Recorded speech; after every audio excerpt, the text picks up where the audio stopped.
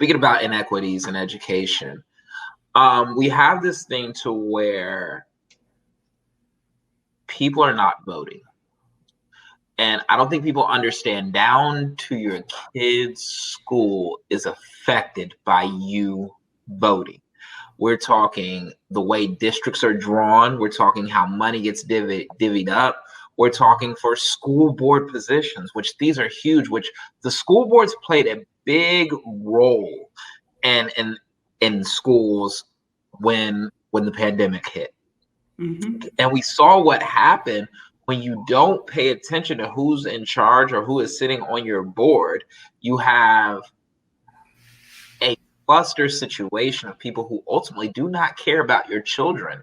And I think some people in my community were appalled to find out that people who sat on their school board didn't even have kids. But how would you say that voting really can affect the education that we're seeking for the prosperity of our community? It's crucial. Just coming through an election, working with my students, we kind of went all the way back. We were reading a book called Harriet Tubman's Secret Spy.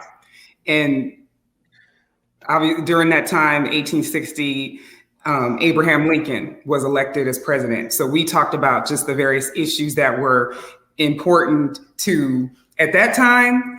And the students also wrote about issues today. What's important? So they looked at the two candidates for the presidency, and I had them write.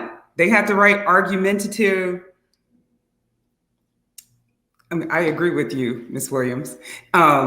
They had to write argumentative essays kind of explaining why you support one candidate over the other. So many of them had different issues that they talked about. I mean, some of them talked about LGBT rights. Some people talked about education, COVID, the pandemic. So our students definitely care. I mean, so many students were concerned about the way immigrant children were treated as far as being separated from their parents. So there's so many issues that go on with politics when it comes to that directly affect children, students in schools. So they definitely have something to say. But my goal was to really encourage the students because I recognize that some of them, and I think this kind of starts early too, because I work with 9th and 10th graders, some of them is kind of over their head. They're not following it, but many of them really are. So I'm just trying to get them to be engaged, not just on the national level, but also on the local level, just to see what's going on. Because again, I live in Nevada and there's a lot going on here. I mean, I really like this place, but there are some challenges specifically when it comes to education because obviously when you're not in a pandemic, there are so many jobs. There are so many people who they don't care if you have a college degree or anything like that. But the kids need to really understand that you may not be able to stay on your feet all day for some of these jobs that we have out here. And it's really up to them to prepare themselves for the future, for when you can't stand up all day, when you can't park cars, when you can't wait tables, serve drinks, or do different things.